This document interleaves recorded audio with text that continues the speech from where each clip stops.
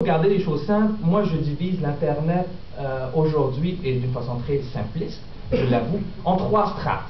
La première strate, je les appelle les générateurs d'achalandage. C'est qui ces gens-là? C'est quoi leurs caractéristiques d'affaires?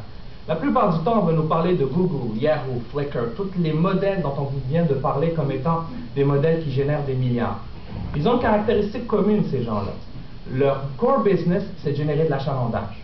Donc, l'indicateur de performance en termes d'affaires, ça s'arrête à générer de l'achalandage. Pourquoi? Parce que cet achalandage-là est vendu en publicité.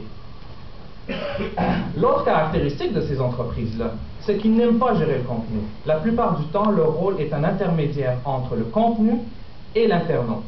Leur rôle, ce n'est pas de démocratiser le web, leur rôle, c'est de garder l'internaute fidèle à eux. Donc, ils vont offrir une palette de services tout le temps. À chaque 3 mois, 6 mois, ouvrez le journal, regardez sur vos blogs, sur les feeds RSS, il y a un nouveau service qui va arriver, soit de Yahoo, soit de Google. Et si ce n'est pas un nouvel service, c'est une nouvelle acquisition. Pourquoi? Parce que leur modèle subit tellement de pression pour garder l'achalandage qu'ils sont obligés, en termes d'affaires, d'aller faire des acquisitions, offrir des services, et ce sont des pressions assez importantes sur leur modèle.